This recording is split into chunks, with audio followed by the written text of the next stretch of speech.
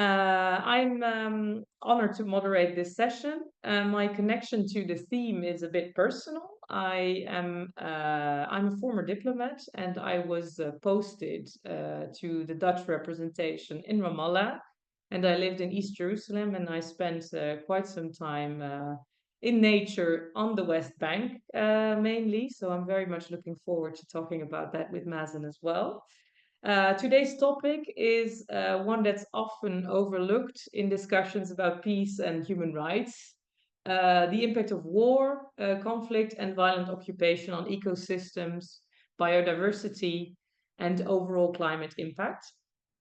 If we look at the situation in Palestine, our attention is, and perhaps understandably also, with the human victims of the genocide at this moment, but are we at the same time witnessing an ecocide? Also, what is the impact of the violent occupation of the West Bank and the Israeli annexation on the environment and the balance between the people and the planet on this little piece of land? And are ecological arguments also being instrumentalized politically by the occupation authorities? We are discussing this today with Mazin Qumsiyeh. Mazin was born in Beit Sahur, and Mazin, you have to apologize. I'm apologizing if I'm making any mistakes. You can correct me later. In Beit Sahur in 1967. After finishing his biology studies in Jordan in 78, he moved to the United States of America to pursue a rich academic career at several renowned universities. His main focus in clinical cytogenics and molecular genetics. Cytogenetics, I had to look it up, is a genetics discipline that focuses on the structures and functions of cells, more specifically the localization of chromosomes and the transmission of hereditary materials. After almost 30 years, he decided to return to Palestine to teach and accompany students at Bethlehem University and at Biodiversity University. 5 years later, he founded the Palestine Museum of Natural History and the Palestine Institute of Biodiversity and Sustainability in Bethlehem, playing an important role in awareness raising and the development of knowledge on the preservation of natural and cultural heritage amongst Palestinians in Palestinian society. At the same time, Mazin's activism focuses on social justice for Palestine and Palestinians more generally. We're so happy to welcome such a powerful, knowledgeable, and visionary guest today. Mazin Qumsiyeh, welcome. Thank you very much for having me. Thank you for being with us. This conversation will go a bit interview style, and we will focus on 3 subtopics. First, we will dive into the ecological impact of settler colonialism and violence in the case of Palestine. Then we will go into Mazin's work through his institutions, how he works, who he targets, and with whom he partners. And then finally, we will go to the future to look at future scenarios. How will things develop? And also, importantly, how can we support Mazin's important work? After each little block, I will allow for a number of questions through the chat. So if you would like to ask a question, please type it in the chat. And then at the end of each block, I will hopefully try to treat some of them. So Mazin, let's get started. Can you tell us a little bit more on, first of all, was my introduction correct, or do you want to correct me in some things? No, you summarized a little bit of my background. I would say if I want to summarize, what I do is troublemaking in a good way, rocking the boat. That's what I do. I was arrested for that a few times and detained for my activism for human rights. And I consider my inspiration from those generations of activists before me, from Martin Luther King to Mahatma Gandhi to Edward Said and others. So it's an honor to be among you. Thank you so much. So, Mazin, can you tell us a little bit more about your, well, the main topic of this session, the impact of conflict, but well, in the case of Palestine, settler colonialism on ecosystems, and the Israeli occupation in Palestine specifically. Yes, I mean, when you look at previous other colonial situations, be it, for example, North America or Australia, what became known as Australia, or even in Europe, colonial situations in Europe, those have always been devastating to the environment. For example, the European colonizers in North America who killed millions of buffaloes, reshaped rivers and streams and so forth, devastated the North American environmental landscape. Same with Australia, for example, with the destruction of indigenous plants and bringing in of a lot of invasive European species that destroyed a lot of the habitats in those countries. So it's typical of this, kind of destruction globally that's happening because of colonialism, European colonialism, and reshaping our planet, if you want. In terms of Palestine itself, of course, we can cite hundreds of examples. Literally, I write books and articles about that, so it's a very long subject. Here, with the short time we have, I can just cite a few examples that are pretty glaring, as I say, examples of the destructive power of colonialism. Colonialism here, of course, intended to change the landscape, including the people. I consider the indigenous people parts of nature. So destruction of over 530 Palestinian villages and towns was done to remove these villagers and communities, indigenous communities. But in so doing, also, Israel, as a colonial state, also uprooted trees around those places, be it wild trees like oaks and hawthorns and carob, or domestic trees, things like olives and figs and almonds and so forth. This destruction of millions and millions of indigenous trees meant a change in the landscape in a way that's very, very negative, of course. Israel did plant some trees, which I go about lying to the world and saying that they made the desert bloom. This is the opposite. They actually made the fertile area to be a desert. Palestine is part of the Fertile Crescent, where humans first developed agriculture. So it has always been a fertile area. It has never been a desert. But Israel, by uprooting the indigenous trees that are adapted to this climate and planting one kind of tree, which is pine trees. Pine trees are mostly European climate adapted, and they thrive and do well in wet climates. Here, they destroyed the habitat, destroyed biodiversity, and also they are susceptible to fire in a dry climate. So we've seen a lot of fires in the Galilee, in West Jerusalem, in the areas that Israel planted those pine trees to replace the indigenous Palestinian native trees. This is just one example. Another example is diversion of the waters of the Jordan River Basin from Lake Tiberias to the west, where the Jordan River used to flow at 1,350 million cubic meters per year. It now flows at only like 20 million cubic meters per year, which is basically a shallow stream. You can walk across it or even jump across it. It's no longer a river. This has been devastating environmentally to the Jordan River Basin. Also caused shrinking of what people call the Dead Sea. That's the wrong terminology. It's neither dead, by the way, nor a sea. It's the lake, inland lake, and this inland lake is salty, but it has life in it and life around it. And this was devastated by the diversion of the water of the Jordan River and the shrinking of this lake, inland lake.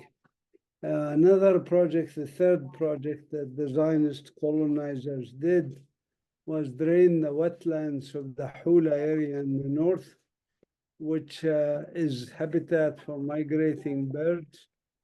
So we have a lot of challenges in this. Palestine is critical for bird migration because we are the land bridge between Africa and Eurasia.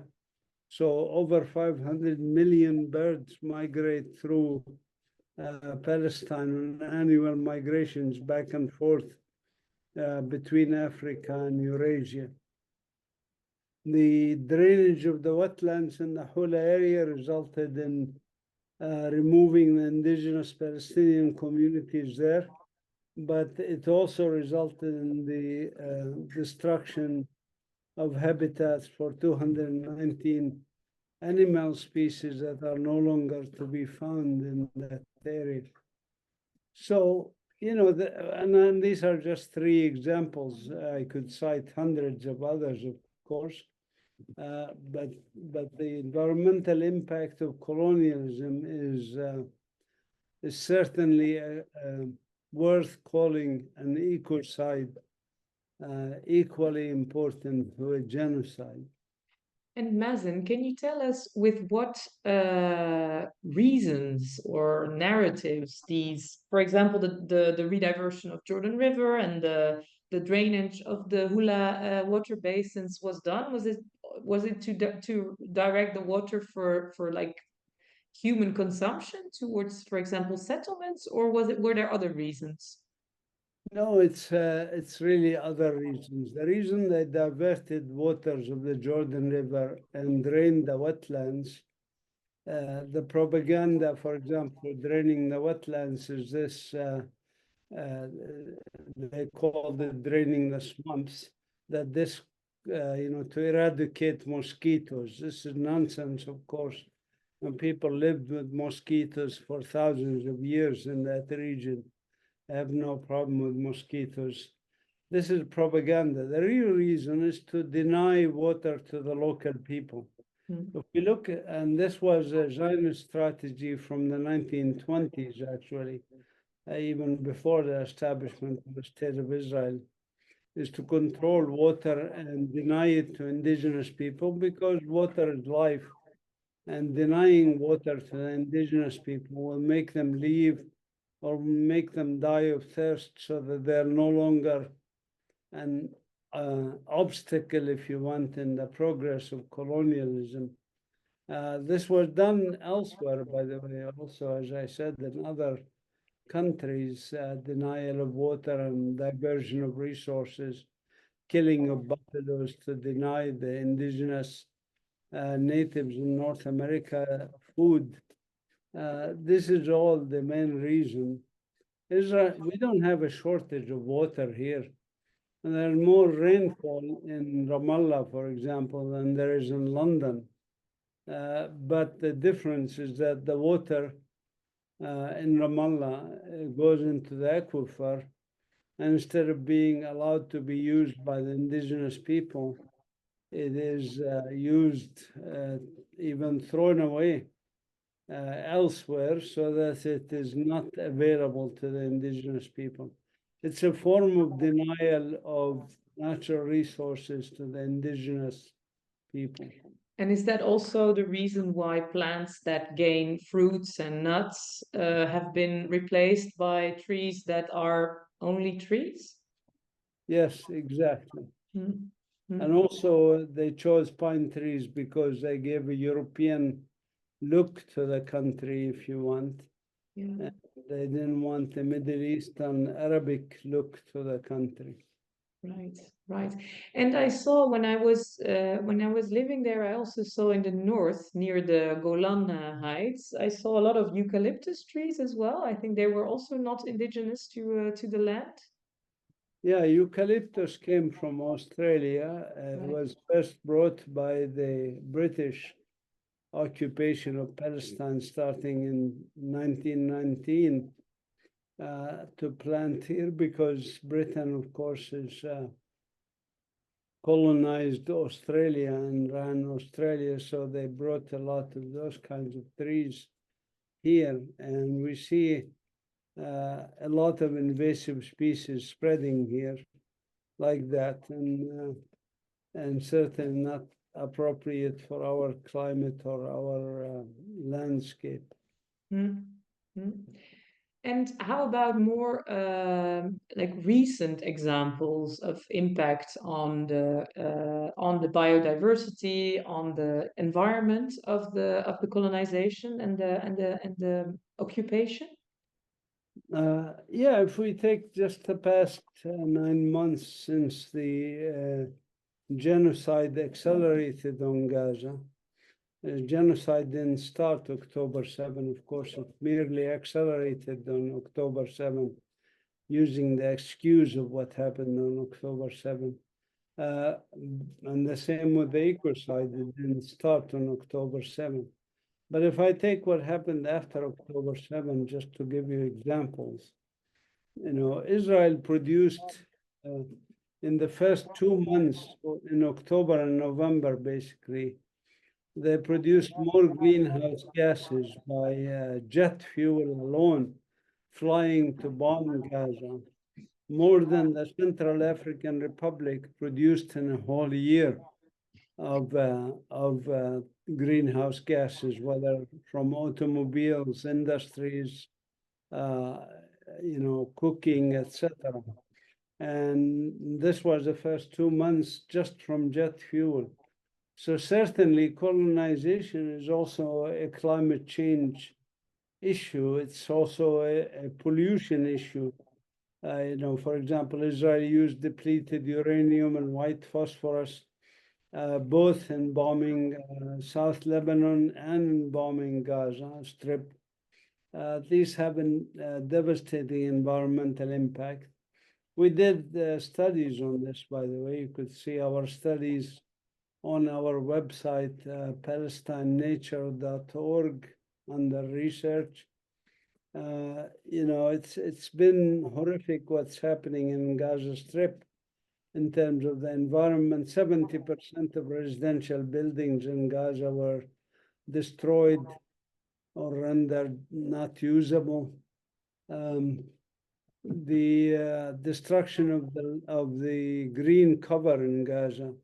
Estimated, we don't know the exact numbers because we need more detailed studies, but certainly the majority of the green cover in Gaza was destroyed.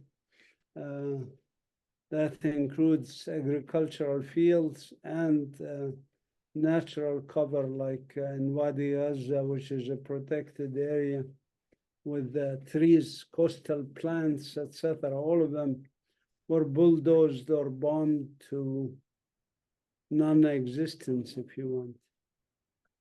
That's horrible. And how what can you tell us a little bit about also the presence of other biodiversity in Gaza? I can imagine that this, yeah, the presence of, for example, fish in the coastal area, and what impact does it have, or is it way too soon to say that?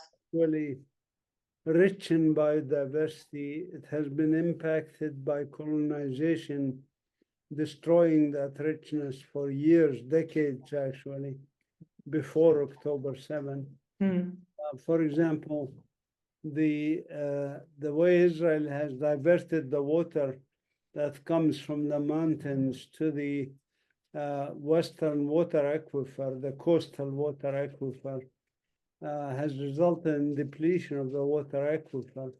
Also, the pushing of the refugees from other parts of Palestine into the Gaza Strip 70% of the 2.3 million Palestinians in the Gaza Strip are actually refugees. Mm. That resulted in overcrowdedness and overuse of natural resources, which impacted the environment. The other thing is, as I said, diversion of the water caused the dropping of the levels of the aquifer because there's no replenishment for it after usage. And then through sanctions, well before October 7, blockade and sanctions and bombings in Gaza, we have to remember this is not the first war on the people of Gaza. This is like the 6th or 7th war on them. So bombing even electric power plants, sewage facilities, and of course you can't even operate sewage treatment facilities without electricity. Gaza, before October 7, was getting an average of 1 hour of electricity a day. So you cannot operate sewage treatment facilities in that milieu or that environment. So, of course, the sewage was being dumped into the sea. And so it impacted, of course, the fish in the Mediterranean Sea and the wildlife in the marine wildlife, like turtles and dolphins and so forth. And much of this sewage also from Gaza drifts upward, actually, along the coast, goes to places like Jaffa and Tel Aviv. Ironically, Israelis are swimming in the shit of Gaza because their government took wrong decisions and stupid decisions trying to deny normal livelihood to millions of Palestinians. This has been truly abomination in terms of the effect on the environment, and environment is not going to be limited by artificial borders like the fences around Gaza concentration camp, I call it, because that's basically what it is. And the events of October 7, many Palestinians call them the Gaza Ghetto Uprising, analogous to the Warsaw Ghetto Uprising. But anyway, as a concentration camp, as a people warehouse, its environment was already devastated for decades before this, but certainly the latest was the worst in the past 9.5 months now, almost 9.5 months of war on the people and the environment of Gaza. Thank you, Mazin. And one last question before I go to the questions in the chat, because there's also this practice of land grab by pretending that there's a natural reserve being created, right? I witnessed that, I think, in the West Bank when I was posted there. Can you tell us a little bit more about that? Yes, in historic Palestine, from the river to the sea, as I said, there was very rich biodiversity. And if there was planning, if we had, as indigenous people, we had our own sovereign ability and control, we would certainly designate and protect many important species that are now extinct, like the fishing owl that used to exist along the Zarqa River in Palestine in what is now known as the State of Israel. We would have protected those areas that are critical. Israel didn't care about protecting nature. It cares about one thing and one thing only, and that is transforming the country from a multi-ethnic, multicultural, multi-religious, and even multilingual society called Palestine to make it the Jewish state of Israel. This is the only and overriding priority for Zionism before the state of Israel was established and after the state of Israel was established. So they were not interested in creation of real protected areas. For example, through our own research, we documented and we showed that many of the areas that Israel supposedly declared as green areas were declared as green areas not to protect nature, but to exclude the Palestinians. Ironically, again, this is not the first in human history where colonizers used the idea of protection of nature as a gimmick to exclude indigenous people. Even Yellowstone, the first nationally protected area, when they submitted the resolution for Congress to adopt it, they said the main reason is to exclude the Indians from this area. So Israel declared those areas to exclude the indigenous people. How do I know this? Well, from several lines of evidence. For example, let's take first who designates those green areas in the state of Israel. Is it an entity that employs any biologists or environmentalists or people who know anything about nature? The answer is no. It's not even a national entity. It's a supranational entity called the Jewish National Fund, Keren Kemet Israel. This is a colonizing entity. Before it was called Jewish Colonization Association.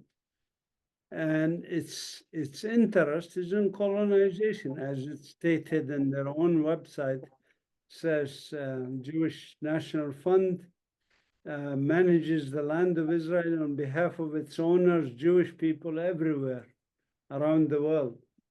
So that's their interest. Their interest is to transform the country to be a Jewish country or Jewish land or Jewish whatever.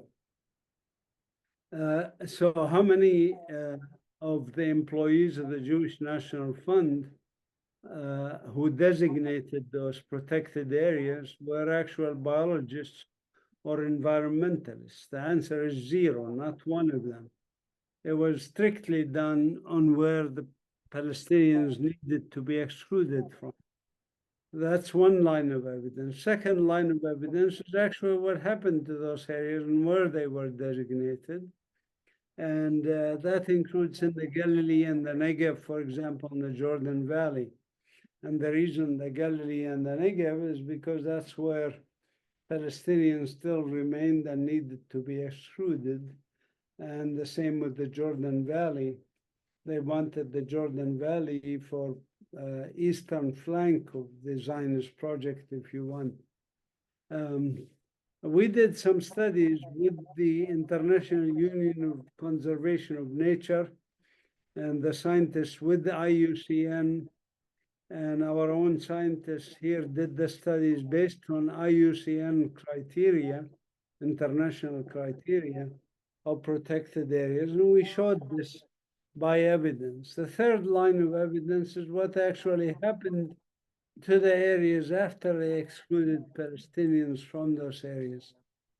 In many cases, in more than half the locations so far, the areas were transformed either into military training zones or into industrial settlements or into residential settlements.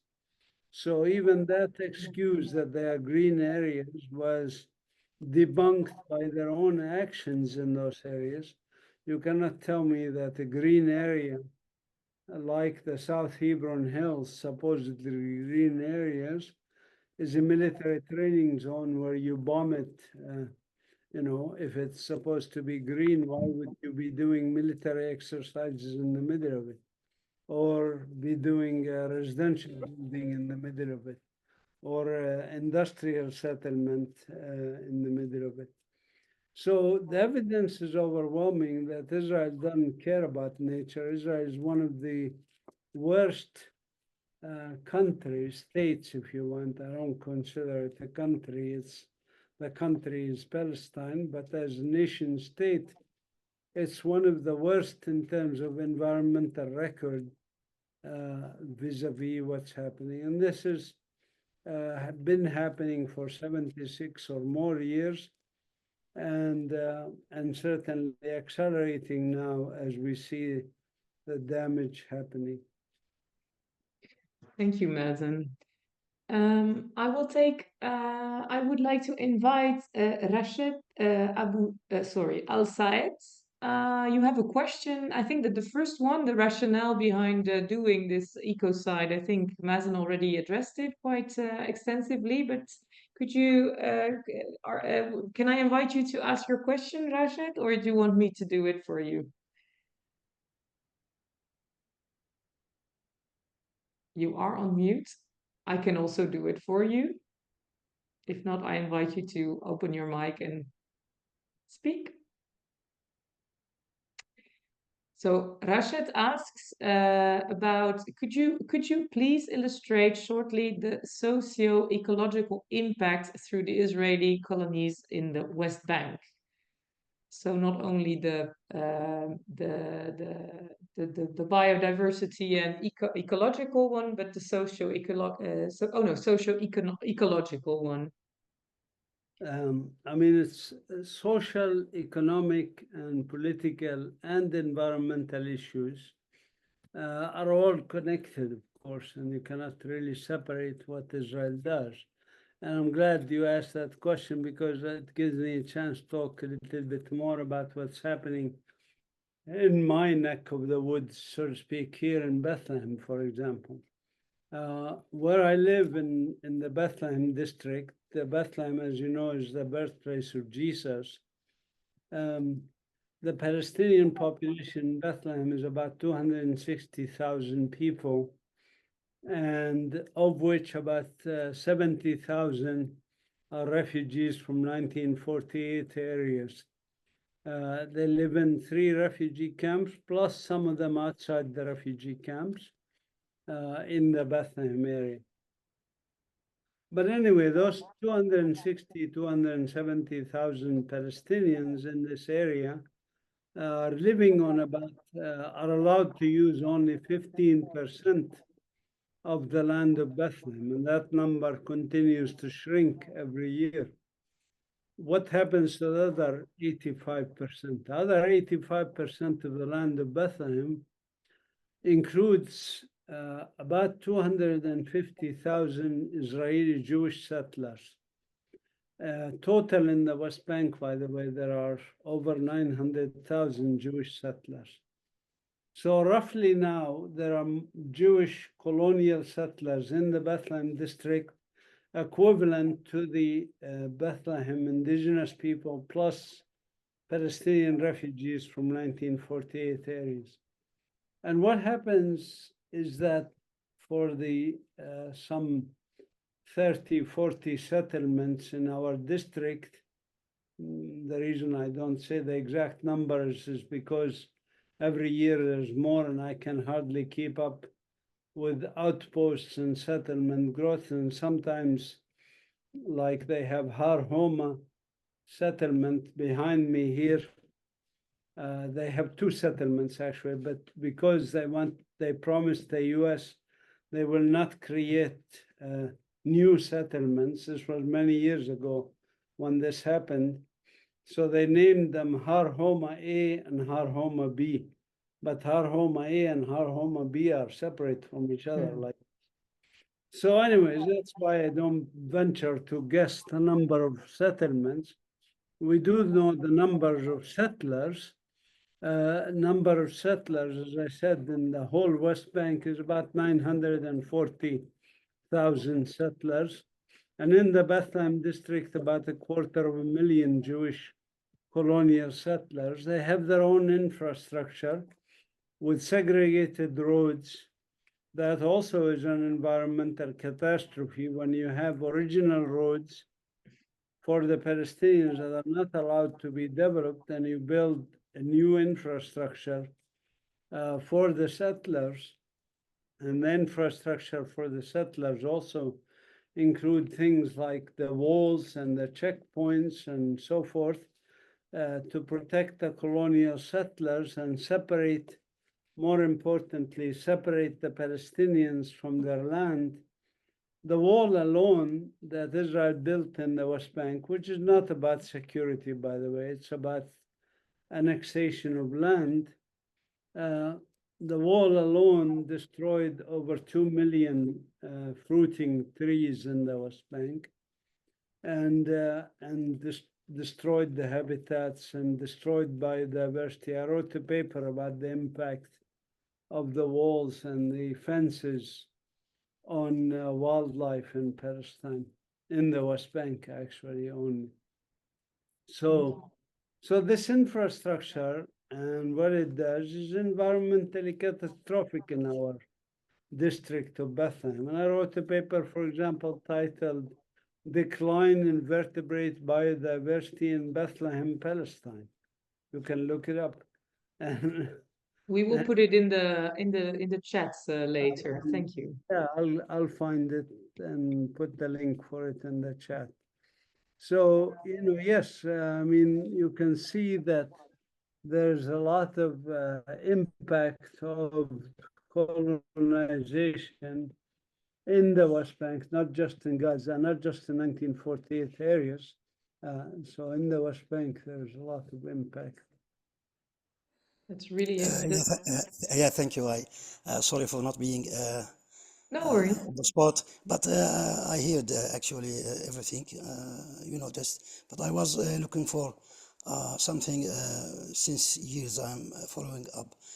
Judaism and nature, things like that. And even I got a newsletter, regular basis, the link between Judaism and nature.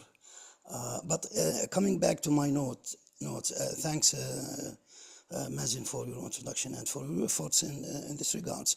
You are a well-known figure here in Palestine and worldwide, nothing to deny. But integrating land, water, food, sanitation, waste, forestry, this is the whole circle of nexus.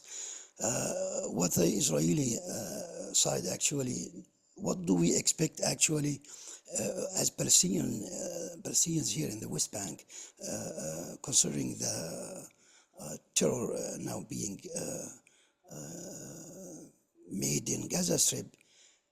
They don't need the Israelis actually to invade the West Bank military. They just to shut up water and cut off the electricity, and we will die. This is now on the side of the Palestinian. So we as academics, actually, we wrote, we underlined, we made, we advised, but what we lack is actions. In case of now, they reduced 45% of water supply to the West Bank, including Ramallah district or the southern part of Palestine, Hebron. What should we do? I think this is a good bridge Where we to would like to, sorry, where we would like, sorry, Rashid. yeah, I'm please. going to just interrupt you for a little bit because I Yeah. think it would be interesting to go to there is one more question in the chat, but I think your question is a bridge to the next block of our and that is basically Mazin's the two institutes that he built in Bethlehem. So Mazin, could you tell us a little bit about the actions that you are taking? Because you have built these institutes for awareness raising, but you are also trying to catalyze actions to maybe counter the harmful effects of colonization. Of course, I mean, the sphere of influence might be limited, but there might be some meaningful actions to take. Could you tell us a little bit about what you are doing and how you're trying to counter these harmful effects? Even a more general response, not just about what we are doing, but about what people can do. And I think that's great. What you are. So, I mean, if you look at colonial situations, let's take the most recent decolonization was happening in South Africa post-apartheid. What were people doing, and what were others willing to help them with doing this? I mean, the first and foremost aspect was the resistance. If I use my medical analogy again, like an illness, and say, We know what the illness is, we know what the diagnosis is, we know what the symptoms are. We don't want to spend too much time talking about that. Let's talk about therapies. So in South Africa, what was the therapies? Similar to if you have an illness, the first and foremost line of defense is your own immune system. And that's what the resistance is, local resistance. And local resistance, I wrote a whole book about this called Popular Resistance in Palestine, subtitled The History of Hope and Empowerment, because it's a history not of failure, by the way, it's a history of success. It's remarkable success. And if you don't believe me, read my book, which is very well documented with sources mostly from others, not even Palestinian sources, documenting the success of our collective resistance going back 140 some years from that first uprising in 1881 against the Zionist project and the first two Zionist colonies in Palestine, Petah Tikva and Rishon LeZion. Bottom line in this, if it wasn't for this resistance, I wouldn't be speaking to you now. Palestine would be like Australia, with very few Palestinians left in it. And we'd still have some struggle, of course, just like the Aboriginal in Australia.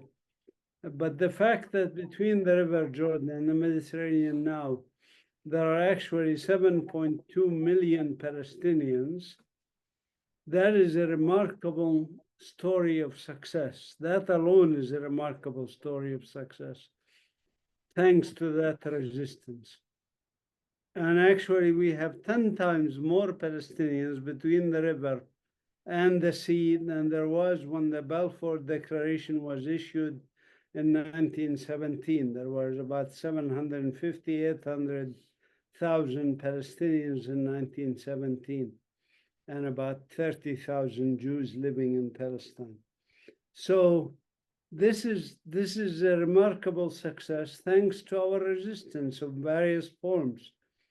But like South Africa also, where there was resistance, one could say international support was critical. International help was critical through things like boycott, divestment, sanctions, through media work, through lobbies in Western governments, through other aspects.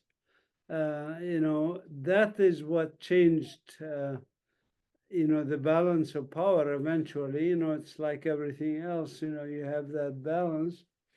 And once you have a tipping of the balance, a tipping of the powers, there's the old story about, this snowflakes and this titmouse. It's a German story.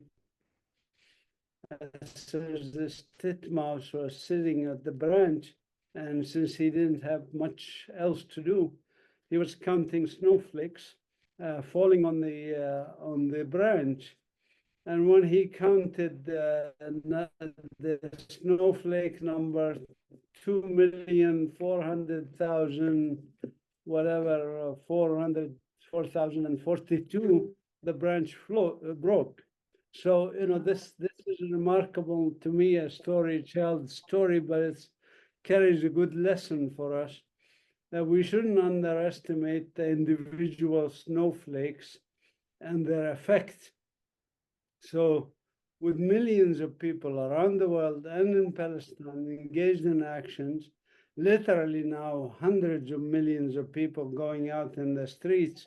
In Yemen alone, 10 million Yemenis went on the streets demonstrating for Palestine. Eventually, that branch will break. And so we must work together. We must increase the pressure. And each of us has a role to play. Now, to what you said in terms of our work is our role. As individuals here, I had volunteers from 46 countries working here. I have volunteers from local communities. Now, this week alone, we have 8 volunteers, 4 local volunteers and 4 international volunteers. And there's me and my wife who are also volunteers. So we're talking about 10 volunteers, mixed as you see. My wife is actually Chinese American, but she did finally, after 16 years of applying for family reunification, she finally have her Palestinian ID card because Israelis finally allowed her. So, we keep the struggle, and we must keep that struggle, and we can each do it using our own skills.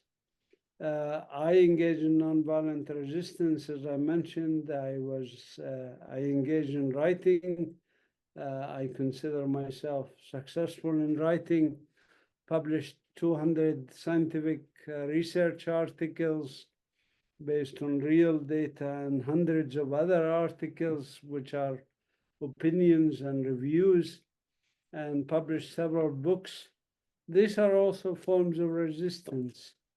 Doing teaching, like today we had 75 children here at the museum, and we had our staff and volunteers show them around the garden and around the museum and work with them to protect the environment, to make them feel at home, and that there is something called nature and nature protection, and that it's not just the misery of the occupation and misery of these children living in refugee camps, that there's a hope, there's animals, there's plants, there's flowers. This is important. This institute is an oasis of hope in the middle of this mayhem. And if each of us, and there are other institutions like ours, which I encourage you also to support them. If each of us does their job, does their part, then I think we can make it a better world. And I must say, if we fail, and there's a chance of failing, by the way. If we fail, we'll all be dead, by the way, because we'll have a regional war followed by a global war, nuclear war, which will mean only cockroaches will inherit this earth because they are resistant to radiation. So, as a biologist, I say that's a possibility, but in the meantime, we should all work very, very, very, very hard because it's an existential struggle. Climate change is an existential struggle. I think we should all be working actively, and we're trying to teach our children here how to become active and how to do it in a right way, in a positive way, in an energetic way, based on knowledge, not based on just emotions and what I want and what I don't want, but based on knowledge and meticulous action to save our planet. That's beautiful. Your institute is an oasis of hope. And do you have allies also, for example, at the other side of the Green Line or within the region? Because of course, like environmental work, climate work doesn't stop at country borders. Are there people or groups that you work with, especially to do this education work, this awareness work, this resistance work, basically? Yes, let me explain though, in the beginning, there's a difference between activities that are joint struggle against colonization and activities that are normalization. Yes. And there's a significant difference between the two. Joint struggle, like happened again, I use the example of South Africa. In South Africa, there were whites who joined the struggles of blacks to end apartheid in South Africa. That's not normalization. Some whites even lost their lives fighting with the black people against apartheid. That's joint struggle. I myself, when I was arrested or detained over a dozen times, half the times I was arrested or detained, I had Israeli Jews that are with me who were arrested with me. Of course, they treat them differently than Palestinians. They treat them with kids' gloves compared to us. But still, the fact that they were willing to join us in the struggle is not only welcomed, but is really, really appreciated and really, really important. Normalization is another issue. Normalization is where some Israelis and some Palestinians think that if we sit together, drink coffee and tea and eat some ka'ik, we will have cake, we will have peace. No, you cannot normalize occupation. You cannot equalize an oppressor with the oppressed people. The Israeli system, there is a system of colonization in which the universities, in which even the environmental groups are part of that system that destroys the environment. Let me talk about the environmental aspect alone, for example. That hill I mentioned to you that now they call Har Homa A and Har Homa B, on two separate hills. That used to be a forested area. In 1997, Netanyahu was then prime minister and decided to make them a settlement, a residential settlement, to finish the rings of settlements around Jerusalem.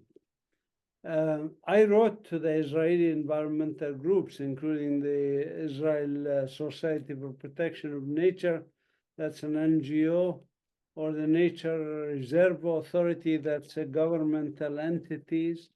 And I told them they should speak out against this completion of a ring of settlement around Jerusalem by removing the only forested area between Bethlehem and Jerusalem.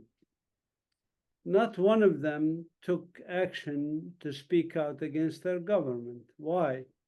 Because they are part of a system of colonialism, and this system decided that finishing the ring of settlements around Jerusalem is more important than environmental conservation. So I cannot work with these people who, even if they are environmentalists, if they are not interested in really protecting the environment, are more interested in denying Palestinians access to Jerusalem and finishing a ring of settlements around Jerusalem. So that's what I call differences between normalization and joint struggle.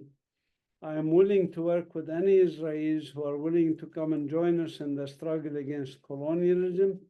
I'm not willing to work with any Israelis or Israeli entities that are part of a system of oppression and colonization that denies basic human rights and that does not comply with international environmental law.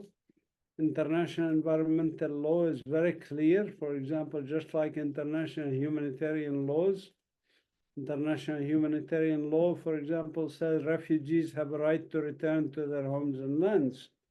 Period, end of story. So I cannot work with any Israeli people, regardless of what their thoughts about the environment, if they don't support the Palestinian refugee right to return. Similarly, I cannot work with a human rights organization in Israel that says the Jewish National Fund has a right to declare our protected areas and exclude Palestinians, and then develop them for Israeli industrial or colonial residential settlements, or to have them as military training zones. So on both sides, I am not willing to work with those people. I'm willing to work with honest Israelis that are willing to acknowledge our environmental rights, our human rights, that those people I'm willing to work with. Thank you. And because that's quite, I mean, I can imagine that leaves quite a few organizations or more maybe individuals that are true allies in your in your struggle, right? But do you have one good practice of an Israeli or an international organization that is really a good ally to your struggle? Well, Israeli organizations, for example, like Zochrot, which is an Ah, Israeli yes. organization that tries to find where the Palestinian villages that were ethnically cleansed and educate Israeli public about it. Or you have organizations like B'Tselem, a human Yes. rights organization that recognizes real human rights of Palestinians, including rights to refugees, rights to water, rights to land, rights to our natural resources. Israel is now stealing our natural resources, be it water or the gas fields off of the coast of Gaza. So B'Tselem works on these things. There's groups like Rabbis for Human Rights that have moved significantly towards recognizing all human rights of Palestinians. So yes, there are some organizations. Internationally, there are literally tens of thousands of organizations and millions of people that work with us. I met with, for example, on my last trip, which was to Australia and New Zealand, I met with Aboriginal people and groups that work for Aboriginal people, for Maori people in Aotearoa, so-called New Zealand. In the US, of course, thousands of organizations for human rights, Code Pink, Jewish Voice for Peace, many other organizations that work for human rights. That's great that you inspire and find allies around the world and also even in Israel. Yes. We're nearing the end of the hour already. It's gone very quickly. But Mazin, could you maybe, if you can advise us on how we can best support your important work? Huh? You already said, of course, boycotts work, and with all those snowflakes, we will make that branch break or at least bend.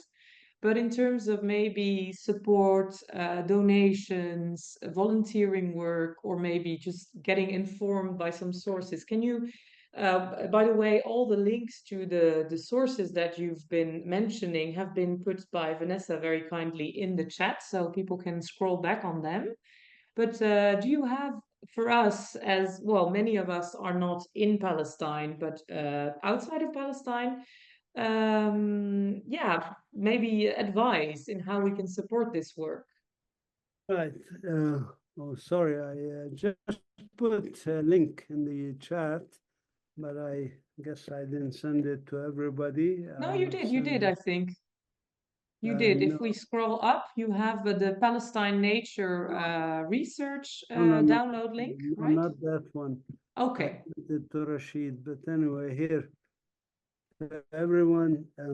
So on my website, which Oh, is there. qumsiyeh.org, under what you can do, you can find 76 items you can do. Excellent. Including supporting our institute, but also like media work, BDS, actions, organizing in your community, bringing speakers in your communities. So look up at that list of items that are on my website. Excellent. But in general, there are lots of things you can do. And I cannot tell you prioritizing. Sometimes I tell people, follow your heart. And follow your passion. If one of you is a musician, certainly use music for resistance to empire. If one of you loves media work, loves writing, then write to papers, write to politicians, write to whoever. If some of you are gardeners and want to help gardening, come and garden with us. Come grow food here to supply food sovereignty. So follow your passion, but this list that's there, you can certainly consult for some ideas. And you can also write to me. You can either write to me at info@palestinenature.org or mazin@qumsiyeh.org, my private email address. And I'll put that also in the chat. You can also join our email list by writing to me. Excellent. And my emails are usually include specific actions for the week if you want. It's weekly message I send. So write to me at that email, mazin@qumsiyeh.org. I'll put you on our email list. I see Rashid just sent me his email address, and I will add you, Rashid, and we'll communicate with you separately. So thank you. That's great. That's great. Thank you so much. So yes, we will go to your What Can You Do page. Mazin, is there a do you have a last message that you would like to, or a last bit of information that you would like to share with us, besides the fact that we should all try and find where our passion and talents meet our possibilities to act? I would like just to add one thing. Please. I became an activist, when I became an adult, like 16, 17, 18 years old. I became involved in activism, and I've been increasing my activism since, depending on my circumstances, to the point now where I'm a full-time activist. As I said, 7 days a week, 16 hours a day. I'm working as a volunteer here at this institute, doing activism, speaking to groups like yours. When I went to Australia and New Zealand, I had 53 days. My wife and I were there for 53 days, giving an average of 4 talks a day, 212 talks in total. So we're working very, very hard. But I say this was the best use of your time. So if you want my advice for happiness in life, activism is the answer, in my humble opinion.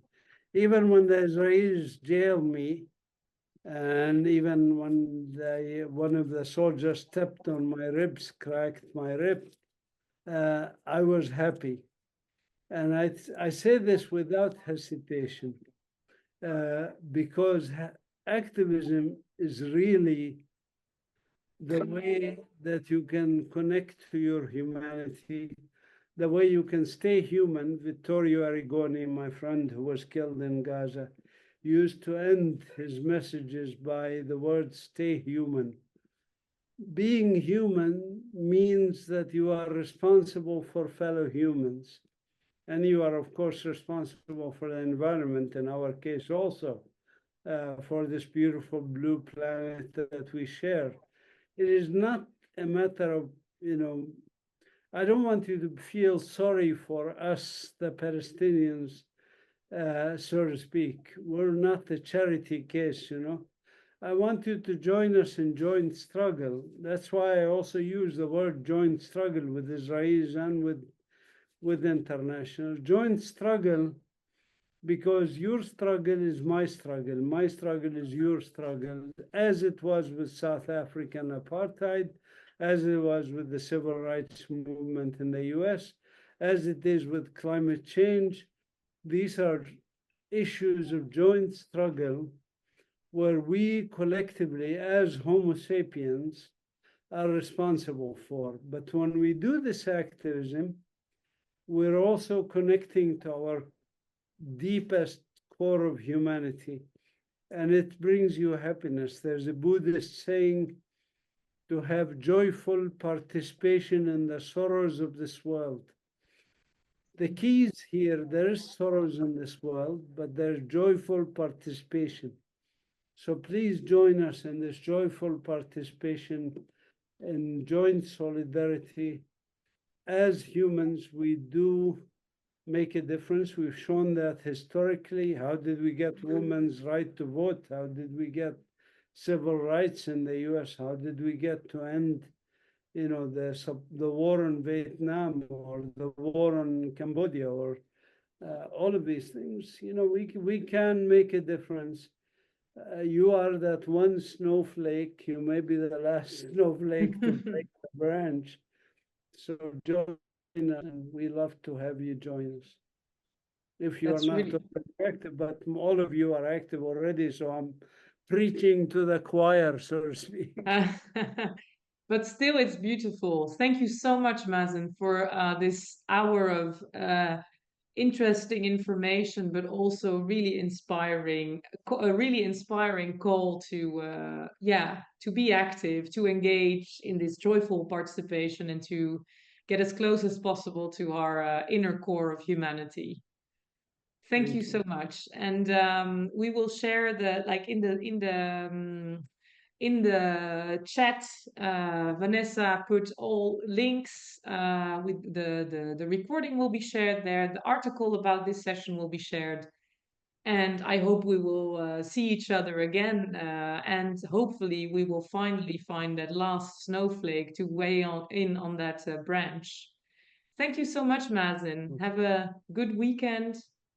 Have a good summer, and well, hopefully in a free Palestine soon. Thank you. Thank you.